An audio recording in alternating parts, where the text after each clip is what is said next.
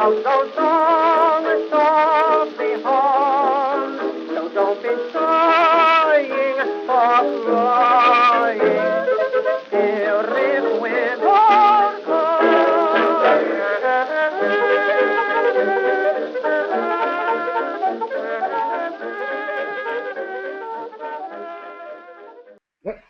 All right. Welcome to another Lawyers, Guns, and Money podcast with a Jew on vacation and Stephen Attewell. Also a Jew, but not on vacation. Soon, my friend, soon. We will be talking about the season finale of Season 3 of Game of Thrones. I'm not going to pronounce the title of the episode, though, until we get to the end of our conversation, because I just don't want to think about it until then. I just wanted to note, for those of you who don't read the blog, that this will be our last podcast until next February, when Season 4 begins. No, I'm fucking with you. Over the summer, Steve and I will be going through Seasons 1 and 2, one episode at a time, in the same way that we're doing now, once a week. Maybe even more quickly, depending on how bored we are. So you have that to look forward to if you look forward to these podcasts. All right, so I think we should start with the beginning, which is Roose Bolton overlooking all, that he has done and created, and it's a shot that's interesting because he's not. It's an overhead shot from a high angle that makes him look small as he surveys the battle outside of. It kind of makes him look like, if you will, a cog in a giant machine of carnage. Actually, that's exactly what I was going to go for. Tywin Lannister's cog. Machine of carnage, yeah. Yes, in particular. I mean, it was not in a way that we'll see later in the episode when he's talking with Frey, where he's trying to establish his authority and how he's dealing with all this. In this scene, it's clear he is just, another cog in the machine of death that we're seeing in front of us. And he's just a fucking Bolton. Which, and I was telling you before we started that I actually rewatched the entire series before grading Papers because I had to, because I was grading Papers. And one of the things that really stuck out was the Boltons and how I hadn't quite noticed how prevalent they were. Yeah, especially their iconography. Exactly. And like if you rewatch Season 3, the signs of who the Bastard of Bolton is. The flayed man are everywhere. The flayed man is everywhere. The cross that he's got Theon on is everywhere. What Roose said to Robb Stark early in the season about his bastard went to the Winterfell. It's all there. It's just you haven't put it together yet. And I think that's kudos are due to the showrunners for fooling most of the non-book readers and some of the book readers. I mean, I'll be honest. Like maybe I just didn't want to think too much about the Boltons. But yeah, I hadn't quite realized just how everywhere they were, and had their hands in everything in a way that I thought only Tywin did. And it changes some things because the destruction of Winterfell, which was a huge blow for the Starks at the end of last season, now takes on I hate to use sort of conspiracy theory lingo, but it's an inside job, and Bolton says as much. Yeah, but it's more that there's always been this debate within the fandom about when Bolton switched sides. And, did he do it when Robb Stark really started to go off the rails, or did he do it earlier? And the fact that it was as far back as Theon taking Winterfell changes things, because at that point, Robb was still riding high. He was still winning battles. He was still it made it really difficult to understand why Bolton changed sides at all, because they, Tyrion even says later in the episode, Robb Stark's never lost a battle. So they're emphasizing the fact that there's no real reason for Bolton to have switched sides. Besides the fact that he becomes Warden of the North, and the fact that he's a Bolton, this is where the history and politics gets involved, which is the Boltons were independent from the Starks for 5,000 years. They warred against the Starks. They have Stark's kings' skins hanging up in the Dreadfort. Even after they were finally beaten into submission, 300 years later, they launch a rebellion against the Starks, and it takes a 4-year siege to bring them back down. These are not nice people, and they have this historical memory of a time when they were not ruled over by the Starks. And here they have an opportunity to do something about it. And they're really pressing the sort of annoying 19th century argument that bad blood will out, that there's just something wrong with the Boltons, and something right and noble. Again, and we've talked about this before, I'm not a fan of the blood arguments, but the Starks have the noble blood, the Boltons... Yeah, although, Roose has this complicated theory in which he basically thinks that Ramsay's bad blood is a result of his bastardy, but also, this isn't a huge spoiler, but he basically raped Ramsay's mother. And he thinks that had something to do, but he's also a quack who, in the books, leeches himself constantly and is always drinking these strange medicinal drinks. And everyone pretty much agrees there's something wrong with him. So, who knows whether these crazy eugenic theories are right.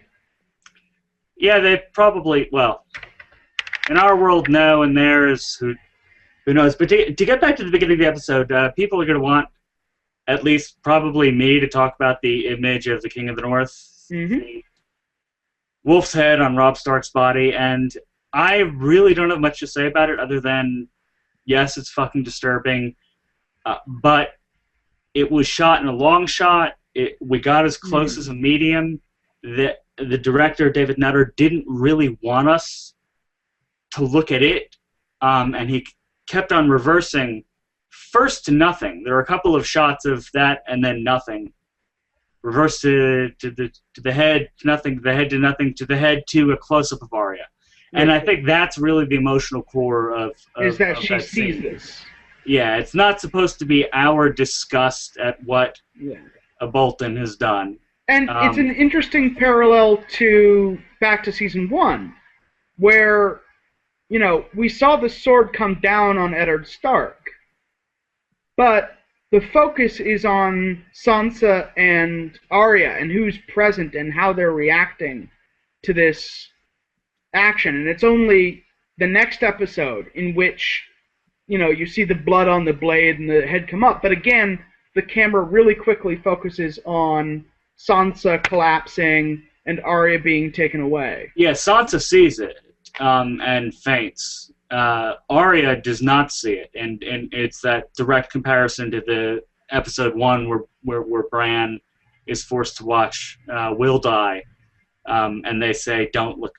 Snow reminds him don't turn away.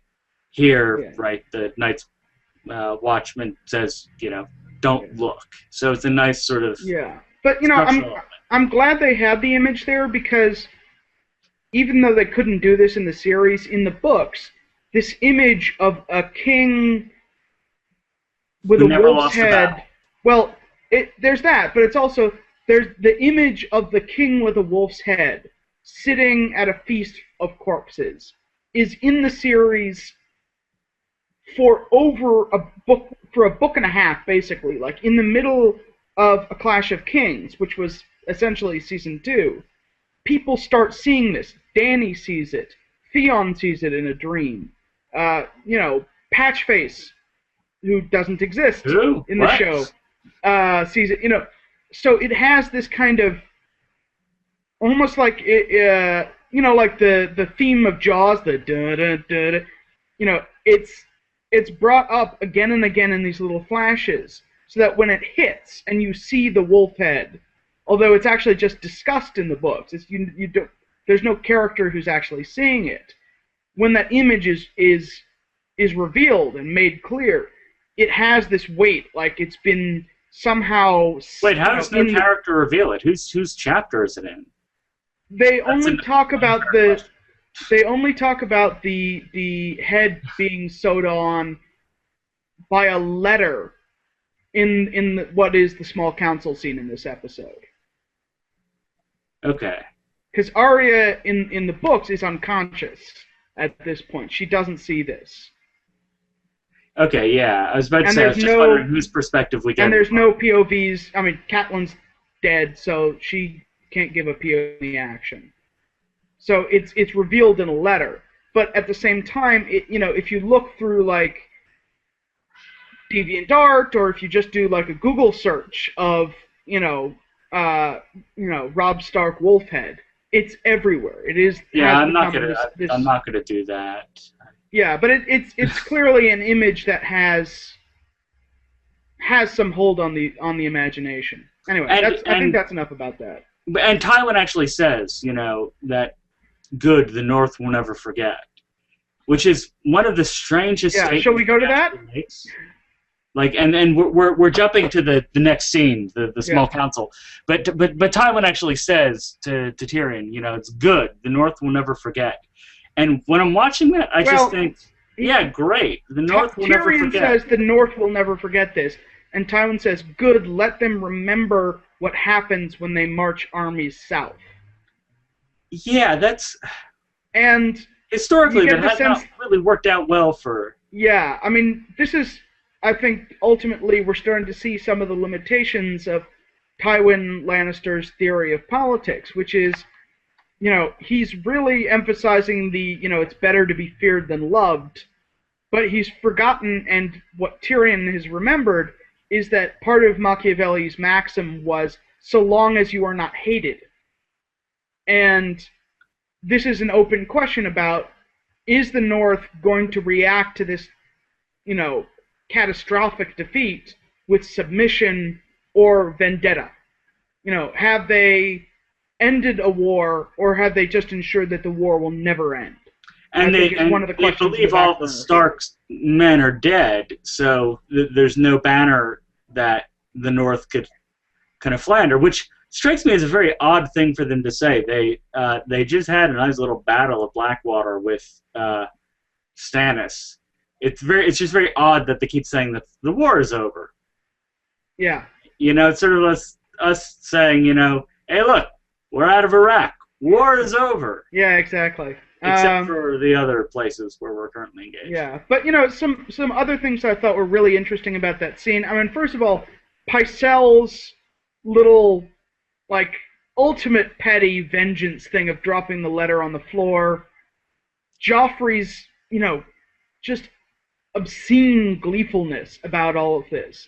And then everything suddenly takes this weird turn where it's no longer about this thing that they've done and how powerful it's made them. It's now about, oh my God, the king has revealed himself not just to Sansa and to a captive court, but he has revealed himself to people with power as a complete giggling psychopath, and that's not helpful. Well, yeah, and the scene begins with Tyrion saying, "So you killed a few puppies today." And then it moves on to a recapitulation of Tyrion's wedding. Only this time Tyrion isn't faking drunk, and the threat is real. Yeah, and interestingly, everyone reacts differently this time. Well, Cersei's afraid. I mean, she's clearly... Yeah, she's afraid, and Tywin is in absolute agreement with Tyrion about how completely improper, Joffrey's thing is. If before, during the wedding, he was acting ostensibly as a neutral broker between the two sides, here he's coming down very harshly on Tyrion's side and telling Joffrey, you cannot do this, and I am now going to basically infantilize you. I am going to make you go to bed without supper, and I'm going to drug you into go to bed, take your unconsciousness Ambien, if I have to. wake up in 18 hours. Yeah. Don't be such a bitch. And Cersei doesn't say boo about it, which is interesting. She doesn't try to defend her son. No, and I think there's a good reason that she doesn't try to defend him here, which is at the wedding. There's the moment where she sort of realizes that she's lost control of him, and she just sort of gets up and leaves at Tyrion's wedding. Yeah. She gets up and leaves, stares over the balcony, doesn't want company, very sort of, obviously, and I think that's the moment where she realizes that she's, and it's that moment in Frankenstein where people who haven't read the book and think that Frankenstein is a monster's name don't realize that Frankenstein is actually the name of the doctor. Yeah. But there's a great moment where Frankenstein realizes that he has lost his monster, that he's created this thing, and now he can no longer control it. And which I'm not sure how I feel about that, because, not spoiling anything here, that may cause problems in terms of characterization and plot in the next season. I think it will. I think largely because they're going to make Cersei more sympathetic more quickly than she becomes in the novels, and I think it's the best way to say it without spoiling anything. Cersei does become a very sympathetic character, and I think they're just accelerating that the way they are accelerating, the plot with Jaime. Davos is already an incredibly sympathetic character. I mean, we'll see. I mean, I think there may be a line that they have crossed over that's going to cause them difficulties, but that's all I'm going to say. All right. So the other thing we should talk about at that conversation, well, there are a couple other things. One is it's the first time we hear Tywin Lannister make a very, I think, specious, pragmatic argument as to why he colluded with Frey, which is it's better to kill 12 people at a dinner party than 10,000. Yeah, and I think it's interesting that the show itself makes it specious, which is if that scene had been showed right after the Red Wedding, as the Red Wedding appeared in episode 9, right, where it was a very focused assassination attempt on the leaders of the rebellion, it would have had a certain more legitimacy to it. But we've just seen thousands and thousands and thousands of soldiers That's where I was going being massacred. And it's pretty the overhead clear that, shot from behind Bolton. Yeah, exactly. It's showing us that this is not a dinner party where 12 people die. No. It is a massacre.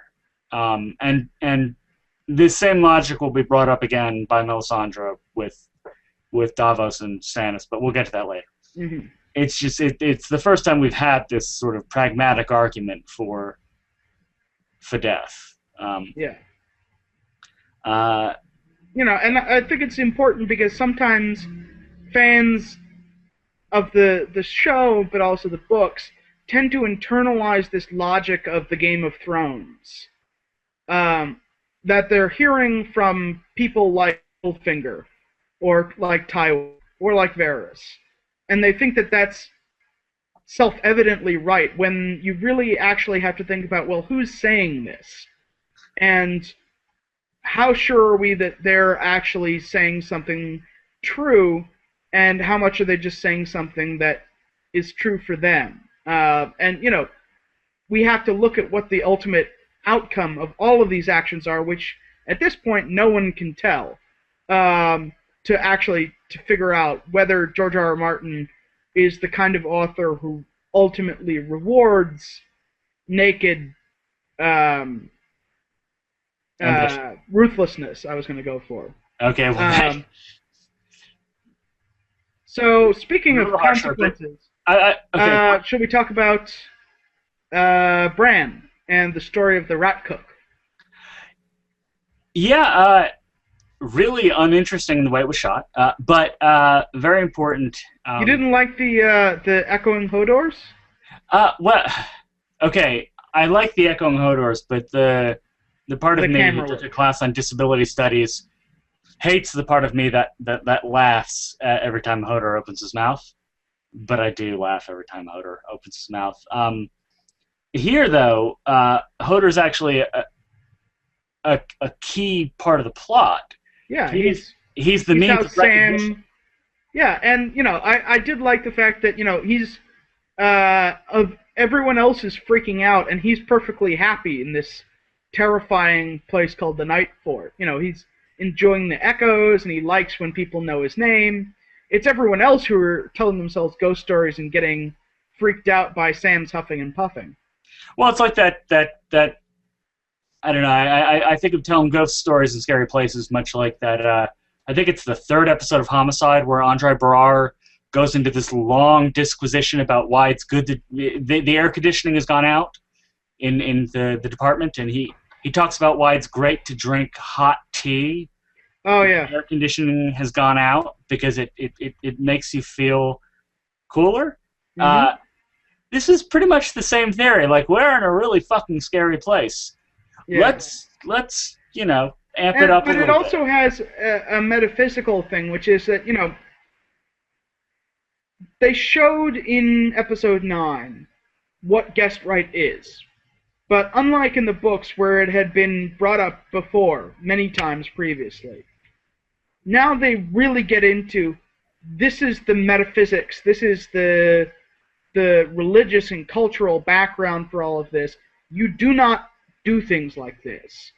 And if you do, you have violated Xenia, Yeah. and the gods will enact not merely just physical punishment, but spiritual punishment. That the rat cook will be forced to eat his own young. It's ironic punishment. It's transmorphing, human into animal. It's this is the stuff of Greek tragedy.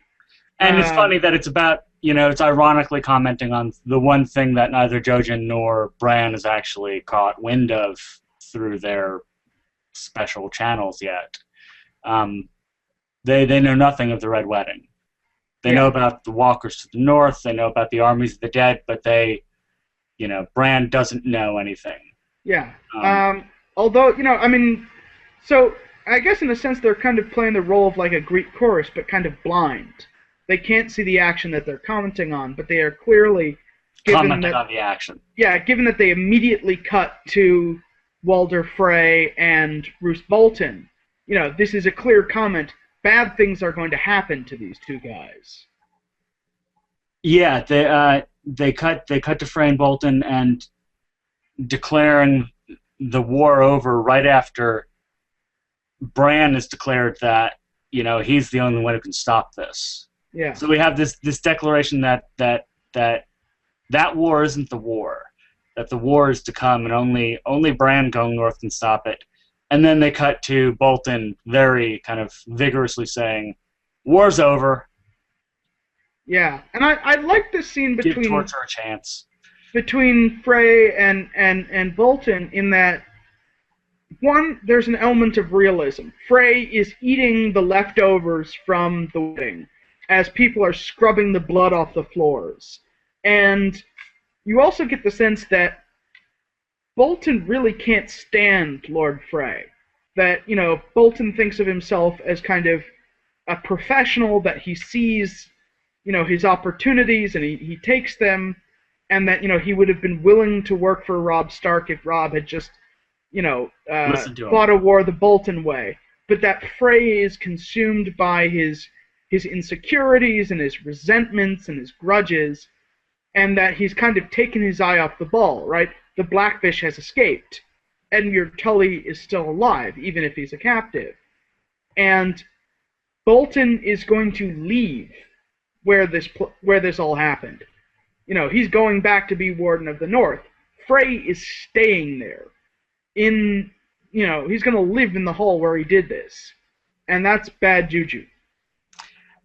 Yeah, and Bolton, Bolton's really difficult to read in that scene. I mean, yeah, you get the contempt for Frey, but you also, I mean, given what we learned about Theon and what happened in Winterfell earlier, as you were saying before we started chatting, I think the way that Bolton is playing Frey in that scene, he's probing him for more information. Yeah, that's how Roose at least, and actually that's something that in a way his son has also picked up on, right? His son managed to get everything out of Theon before he started torturing him. In a way, it was like a kind of the reverse. What a great ethos!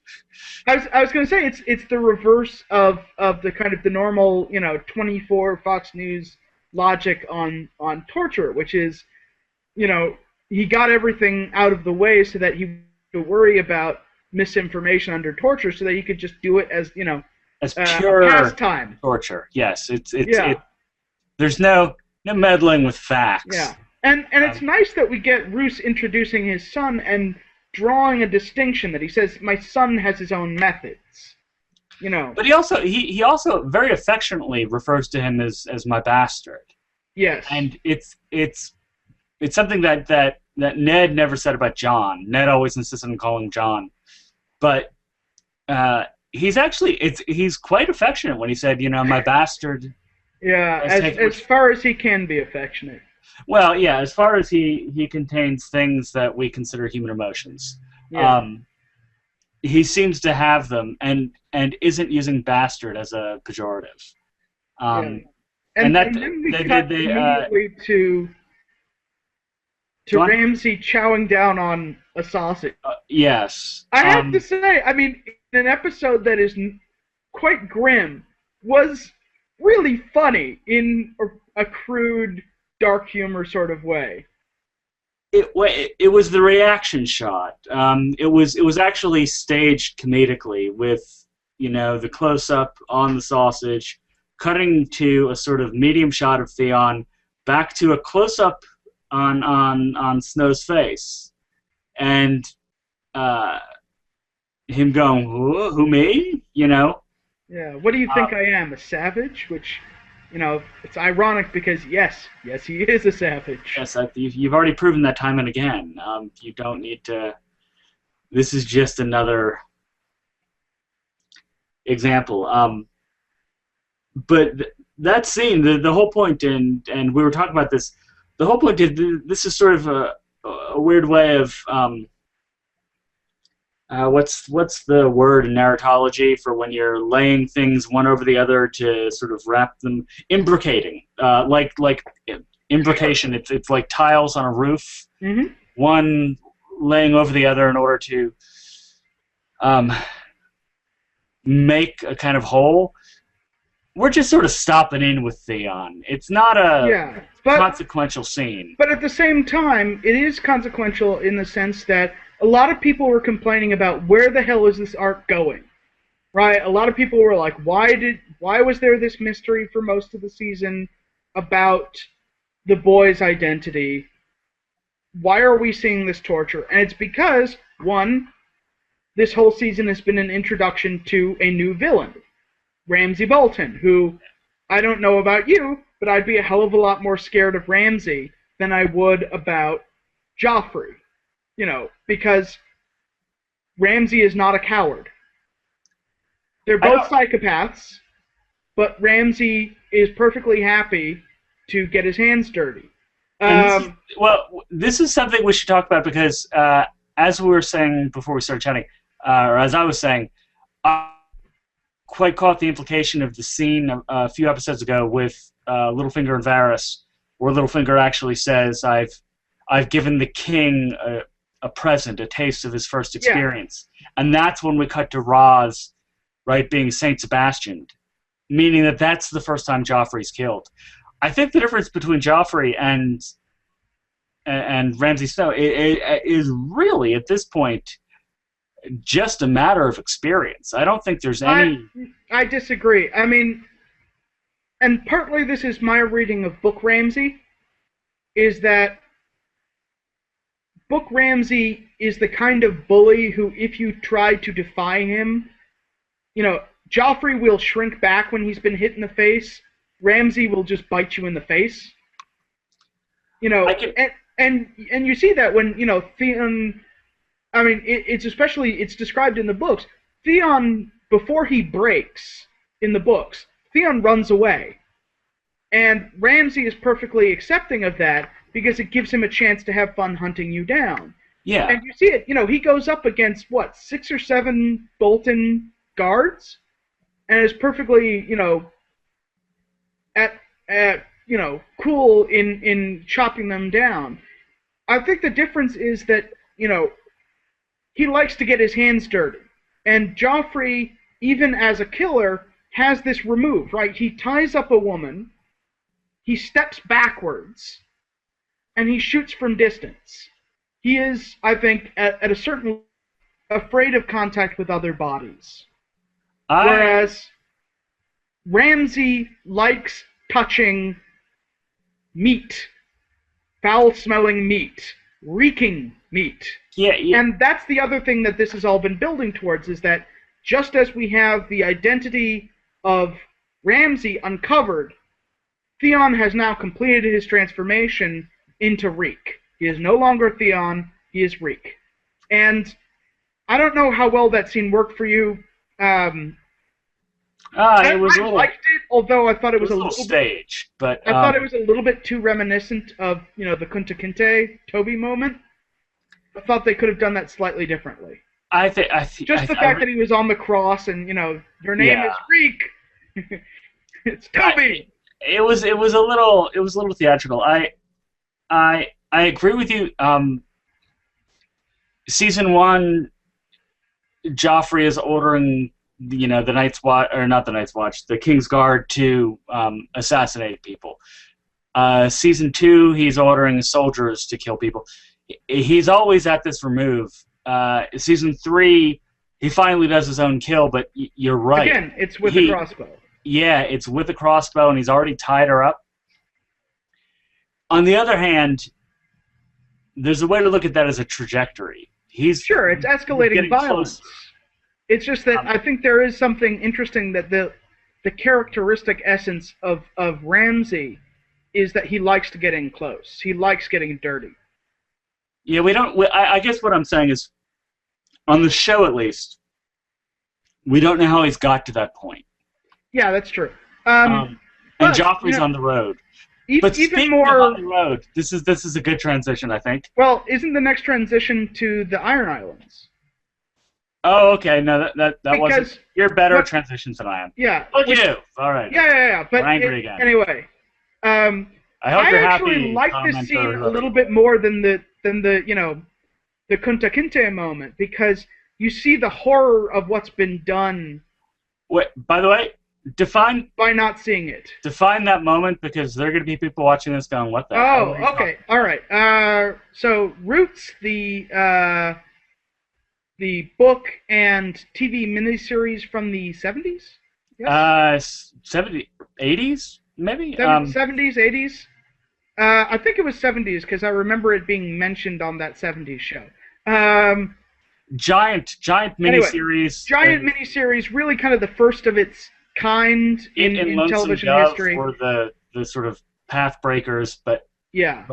Anyway, it was an epic history of slavery in America, traced through one family, from capture in Africa to through American slavery to the end of slavery and so forth. And there's an infamous moment where, I believe, is it still LeVar Burton playing Kunta Kinte at that point?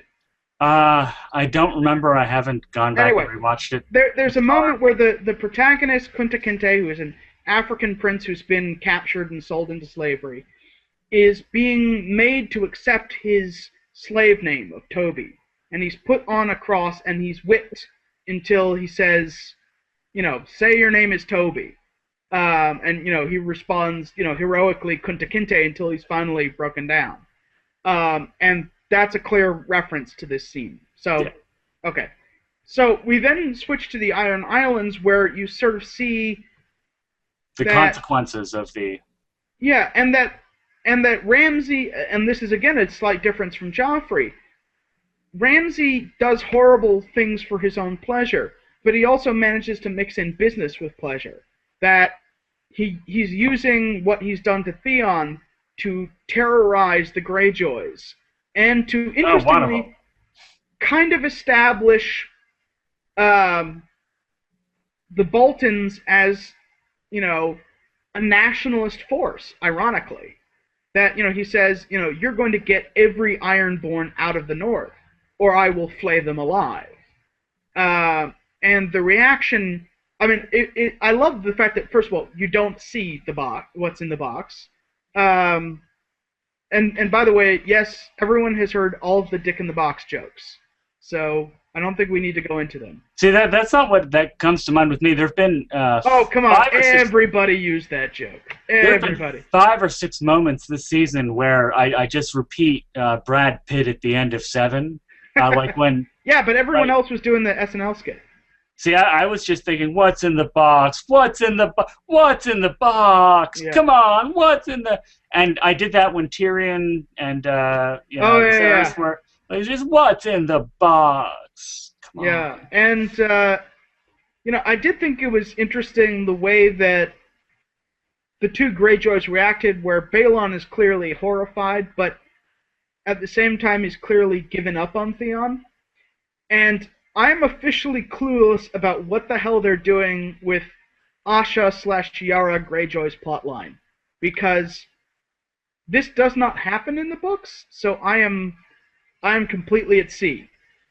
Well, as much as she's going off to sea. Yes, the terrible pun. But as a literary scholar, I would say that I think it's pretty clear that they're setting up yet another close encounter of the sort we had with Arya at the Red Wedding, and Bran and Jon Snow at the Tower, or it's the just Tower of the Hodering.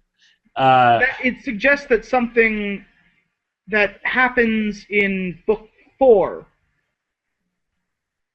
with Asha/Yara may not be happening with her there, which would be kind of a pity, honestly, because it's some of her best character work about her as opposed to her relationship with her brother. I think I've done that without spoilers. I just realized what you're thinking. They're going to skip the King. Well, either they're going to skip it or she's not going to be there. Oh, okay. We should shut up though, because I think the people who know what we're talking about, but the people who don't know don't know, which is the way it should be. And I spelled it, so with children they wouldn't. Holy crap! That's a good point. Yeah. So should we talk about the whole mess with Shae, Sansa, Tyrion, Cersei, Varys? Because none of that stuff worked for me. Yeah, me neither, actually. I think it was supposed to not work. It was supposed to be a series of miscommunications. But I guess, but as watching it as a viewer, it's like... Well, I was just going to say, as season finale scenes, it didn't really wrap up anything that effectively. And I feel like that time really could have been cut, and we could have gotten more, an actual line when Jaime finally reunites with Cersei after having been apart from her for the better part of 2 seasons. The better part of 3 seasons. I'm okay with them downplaying that, because that's going to be a...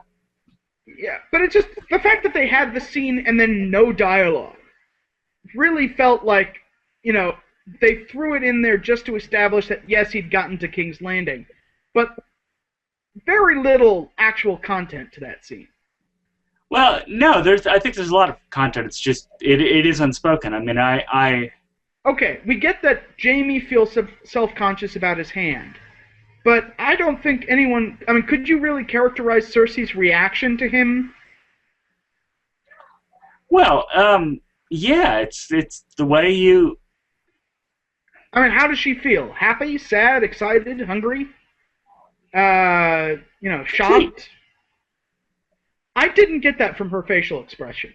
it's her, you know. And I normally Also, like Lena Headey. It's the missing part. It's the there's this sort of underwhelming quality, and I'll say this quietly since she's in the other room, but like every time my wife goes to Italy, you know, I get really excited. You know, she's coming back. I'm driving to LAX. I'm gonna pick her up at the airport, and when I see her, she's all tired and she's carrying all this luggage, and it's just like, oh, okay, this is right again. I mean, Anyway. there isn't like big, and I've never understood like people who are like, oh my God, I'm so happy. It's more like, oh, okay, everything is okay with the world now. All right, fair enough. I think my criticism of those scenes that not a whole lot happens there that actually ends Matters. a plot line very well, and that could have been used for other stuff. On the other hand, I really did like Sam's plot line. I thought that worked quite well. In terms of you really got to see him as more confident.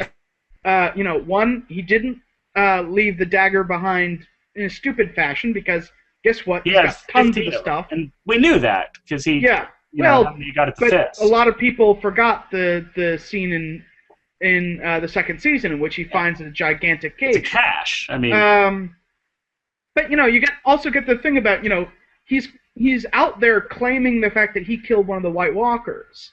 You know, and even though, you know, he clearly does not want to go beyond the wall, he's still like, yeah, I did this. And, you know, he's got more self-confidence than he's ever had before. And I then think he does this told weird... that no one's done it in 3,000 years is a... 8,000. I sort of think he knew that. Like, yeah, but it's just like the fact that he's actually going so far to humble brag about it says a lot about his character development. Now, the one weird thing in this episode is how much teleportation happens, because he goes from the Night Fort immediately to to Castle Black.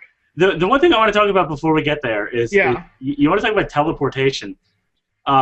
They sent, you know, Bran and Hodor and Jojen, they sent them into the light. Like, oh yeah. Seriously, when my wife and I were watching it, I was actually sort of like screaming at them, "Don't go into the light!" Right? Don't turn around. It was a very bizarre touch by an angel / quantum leap type long shot. Yeah. That it just struck me as very bizarre, but it fits in very well with the idea of teleportation because he got to Castle Black really fast, and then sent a letter via Raven that got to Dragonstone in lickety-split. I mean, that was impressively fast. Okay, well, and we shouldn't talk too much about this, but I do think that the Ravens related to Sam do things more quickly than other Ravens do because of certain people Sam knows who are all right. All I'll say is that I can rationalize that one. That Castle Black is 2,000 miles from Dragonstone, and at least in show terms, it looked like it took 5 minutes for the bird to fly there. It took 3 scenes. 3 scenes. So that's some really speedy, you know, emails there. Likewise, like John, you know, he has his last scene with Ygritte, which I also liked in terms of, you know, I thought they both emoted well, and, you know, we got a nice kind of conclusion on their relationship. You know, he also gets to the wall seemingly, you know, lickety-split. Well, that's what Jesuses do. They get to where they're going to be carried on their... And we'll talk about the people who are carried by the loving masses in a second. Maybe this will explain Asha / Yara's plan to like sail around Westeros, which is that like in the books that's a trip of I want to say 8,000 to 10,000 miles, whereas in the show that's maybe 2 scenes. So you know, who knows? The one thing we should note is we've actually skipped what I think is the most sort of important thing, and that's why I sort of brought up Joffrey's first kill earlier, is because Arya is a woman now, sorry, an assassin woman now. The scene with Arya is quite beautifully shot. Of course, we as viewers are not supposed to know it's coming because this is her first. And it's interesting that she does it by appearing more childlike than she usually is. Like, she pulls out these big puppy dog eyes about, but I'm hungry. And, oh, sorry, I dropped the coin. And so she's using her childishness to kill, which is impressive. Yeah, and she's using the Bravasi coin that was given to her. And the fact that the first thing that she does after killing is to pick the coin up, look at it, and say, Valar Morghulis is important, and people should pay attention to that. Absolutely. The thing that especially given the fact that I guess I've taught the Game of Thrones now for an entire year, so that's, I don't even want to count how many classes, but the sort of unadulterated love of Arya's innocence. Yeah. Like, this is the moment it dies. I mean, this is the moment that I had one student who had given up on Game of Thrones after the Red Wedding, but he came back to it, and then he emailed me like, "Fucking hell, come on, Arya, what she, like, the list is in her head." Really, that quite surprises me because, I mean, a lot of the book readers, the reason that they love Arya is because she fits this Batman role of the Avenger. That, she's someone who by this point has seen so much suffering. Yeah. She's just essentially experienced the equivalent of Crime Alley twice. And she is lashing out. And what's interesting is that this is different from the books. This specific murder, the way that she drops a coin and then uses that to distract someone to stab them, this happens in the books when she escapes from Harrenhal. So they've taken, they've taken something from, Episode 10, Season 2, and moved it to Episode 10, Season 3. With good reason, though. It has much more impact, I think, the way that it's here. It's certainly a more gradual escalation. It's more understandable to. I mean, yes, you kill people when you're trying to escape from prison, but that's different than killing people who were responsible for instigating the mass murder of your family, and for mutilating your brother's corpse. I mean, yes, I did like the change where she's not just killing a Frey. She's killing someone who is claiming that they were responsible for the King in the North. Wolf. And there's no proof that he actually is. I mean, except that he's giving a lot of detail about how difficult it was to sew the head on. He may have been there, but I don't know. I'm currently watching that old series Life with Damian Lewis, and one of the big plot points is who was at the Bank of LA robbery, and were they there or were they there? Like, were they at the barricades or were they with the SWAT team? And this is the sort of detail, like the people at the barricades could see what was going on with the SWAT team.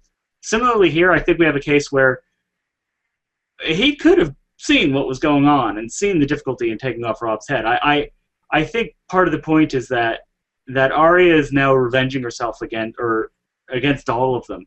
She has no evidence other than a braggart's word that he's done these deeds. Yeah, and it's interesting also that she and the Hound are now very simpatico in a kind of an odd couple way. Whereas in the books, like at this point, she hates him and is trying to run away, and he's tying her up in a giant blanket burrito, and so on and so forth. Blanket burrito again. Because it's awesome.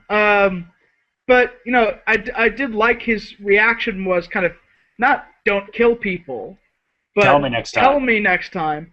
And also, I love the running trope of him sitting down to eat anything. It's kind of like Brad Pitt in every single movie he's ever been in. The other thing I'll say, given that we've already brought up the Batman comparison, is that this is a very it's something that I sort of noticed, and my wife sort of looked at me funny, and then I was like, "No, look at it! It's Robin and Batman. It's not Batman and Robin." Or to use a slightly different allusion, it's definitely Hit Girl and Big Daddy. Yeah, which is Batman and Robin. Yeah, but it's very much. I mean, Arya is the neophyte who's barely been trained, slightly in acrobatics and swordplay, with the man who's been, Clegane, who's been doing this all his life, and it's a bit of sort of the Dark Knight Returns. Yeah, and it's yet another in a series of how shall we put it? Slightly outcast, slightly disreputable mentor figures that Arya picks up. That, she had Syrio Forel, she had Yoren, and now she has the Hound. Yeah, and I wouldn't call Syrio disreputable. He's an outsider. Yeah. They killed his father. They need to prepare to die. But yeah, I think that scene with Arya is pivotal. I guess the last thing we should talk about, because I'm looking at a time and we should talk about Stannis and Dany. Yeah, Stannis. I'll just say there's I think we could sum up the entire scene with him and Melisandre and Davos by pointing out that at minute 53 exactly, on the dot, on the HBO on demand, we have that 3-shot of them. Yeah, Angel on one shoulder, Devil on the other. Yeah, that's. Yeah, and all I'll say is that I was a little disappointed. In the books, Stannis is not as taken in by Melisandre at this moment as he is in the show. That, for example, he doesn't give the order to have the boy executed. He never makes that decision. Davos acts before he can. And also, when he hears that Robb Stark is dead, in the books he says something along the lines of, is this really the hand of R'hllor? Because it looks more like the, spotted, palsied hand of Walder Frey. And he's more the skeptic in this moment. So he's kind of more of an independent agent. But, enough of Stannis got through. So, I have my quibbles that I think they kind of didn't really handle the character of Stannis correctly, but they really got Davos right. I mean, this is Davos at his best. And I do apologize. I wrote down Davros again, so I'm sure I said Davros, not Davos. So I apologize for that. Yeah, if Davos founded the Daleks, they would be all gruff but moral smugglers, intergalactic smugglers. Yeah, and so should we talk about Angelina Jolie's dream sequence here? Yeah. This show probably ended, or this episode ended pretty nearly as bad as any episode of any TV show I've ever seen. It was that offensive. Misjudged. We've talked in past podcasts about the white savior complex. Yeah. And it doesn't get any more. And normally, when talking about slavery, the traditional language is to talk about paternalism. Obviously, we could just switch it up, given the name of the episode is Mother. Yeah. And just talk about maternalism. That was just damn racist. And the interesting thing is that George R.R. Martin actually responded to a question about this, and he said that this was kind of almost an accidental fuck-up, because he said basically they were shooting this scene in Morocco, and when you put out a call for 400 extras in Morocco, you're going to get 400 Moroccans. Whereas he said in the book, this is supposed to be a multiracial crowd. This is not the salvation of one race by another. And it's not. And the other thing I'll say is that in the books. Wait, Morocco is where they had all of those dummies of George W. Bush and Al Gore that they put on the wall in season 1. That was Malta. Oh, that was Malta. Oh, okay. Yeah. That would have been preferable, but yeah. So the other thing that I think was lost in this scene is that, and this has to do with kind of the unanticipated consequences of changes. So in the books, there is this kind of Mhysa moment, right, where the slaves come out of the city, and what I was missing is that in the books they come out carrying their reparations with them, and they don't do this crowd surfing thing with Dany. They just kind of almost run by her. There's kind of, there's a sense that what Dany is doing is bigger than her own person. Yes, it's what people really do when they're... that there is a social revolution ongoing. The other thing that changed is that in the books, by this point, Sir Barristan Selmy is pretending that he's not Sir Barristan Selmy, and Marrow, the bastard of the Titan's bastard, is not dead yet. So there's this scene where Dany is riding through the slave camp, and people are going to go, Mhysa, Mhysa, Mhysa, and then Marrow pulls her off her horse and says, says some very derogatory things, but the gist of it is you got overconfident and now I'm going to kill you. And she gets saved by Sir Barristan, who reveals that he is in fact Sir Barristan Selmy. And what I liked about that juxtaposition in the book is that you have this moment of what could be, certainly is a savior moment. And then it's undercut immediately to say, you think that you're 100% in charge of the situation, but the reality is you don't really know what's going on.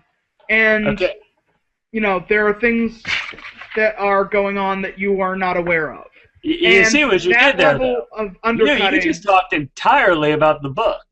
Yeah, I know, but what I'm saying is they missed an opportunity to give some sort of ironic undercutting and recontextualization of this very tricky moment, and it pisses me off.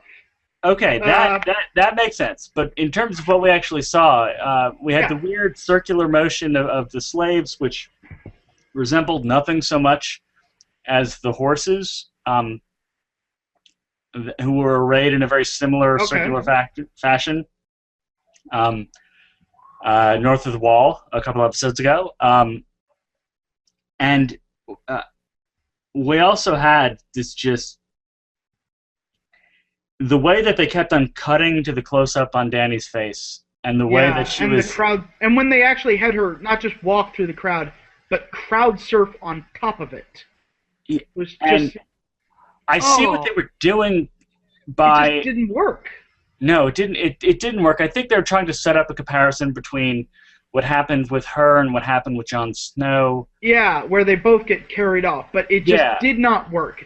No, and it was a very sour note to end the season on. And which is all the more infuriating by the fact that there is an event which they have not shot yet, which I thought would be the last image of this season, that would have been so much better.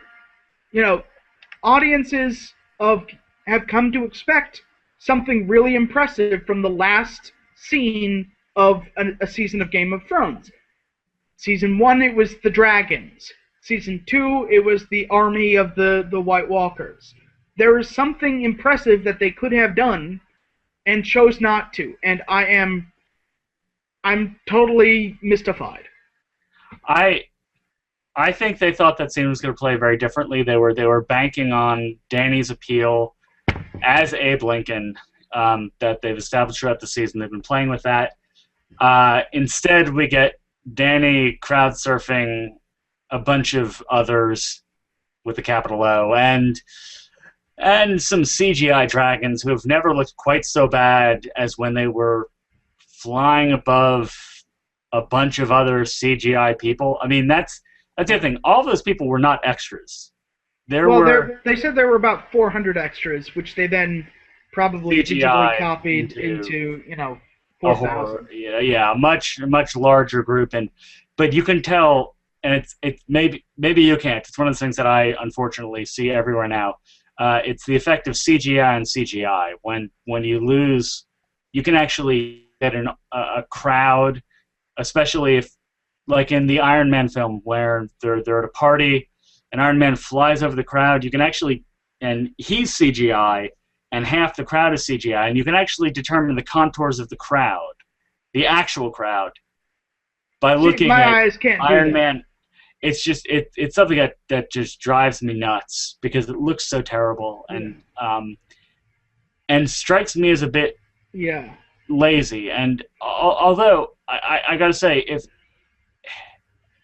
you have to work with the extras you have. Yeah. But you don't have to.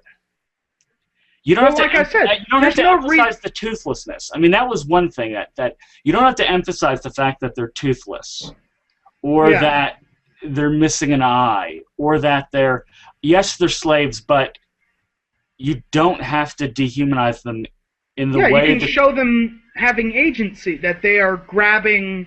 You could have had a shot of them grabbing stuff and running to show that they've actually made a choice. And, I don't think there's any reason why. I mean, yes, you don't want to do the whole, like, Sir Barristan pretending to be Arstan Whitebeard thing. But there's no reason why they couldn't have had Marrow run off rather than got killed, and then show up in the massive slaves, and Dany to be faced with, the reality of her own potential mortality, and that would have been a great place to cut, right there. Yeah, exactly. Or to have, like, Jorah or someone say, okay, great, how are we going to feed 200,000 slaves now?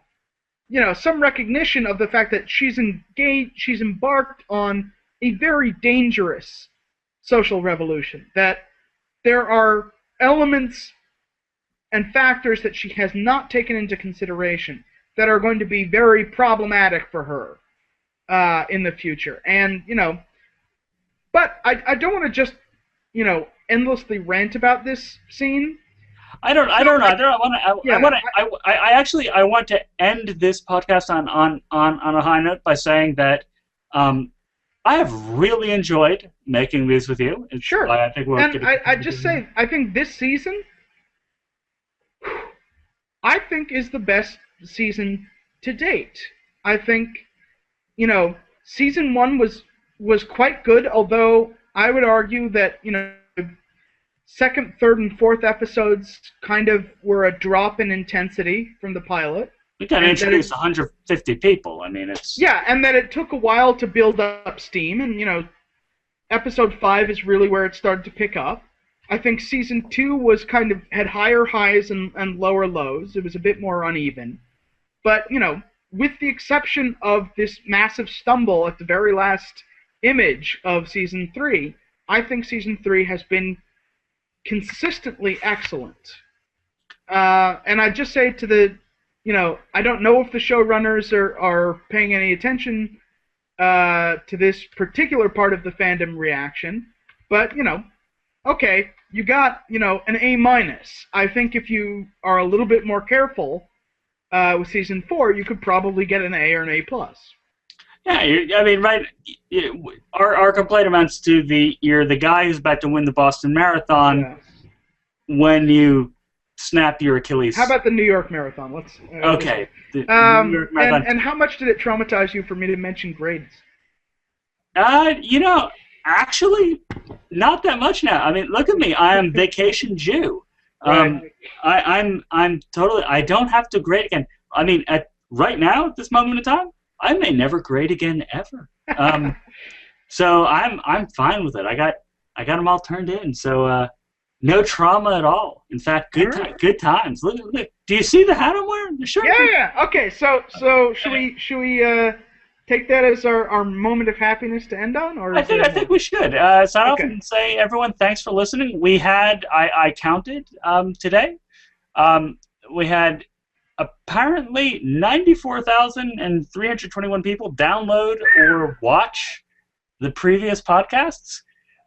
Fuck you for not making it an even 100,000 and helping out the English major with the math. Hey, it's hopefully 6,000 people will watch this one. And that'll be great. Also, sort of scary. I should clean the room behind me more often. You have the right idea with the blank curtains. All right, I have no choice about those. This has been another the last season 3 podcast of SEK and Stephen Attewell doing season 3 of Game of Thrones. We will be back next week with the first episode of season 1. I hope you miss us. All right. Bye.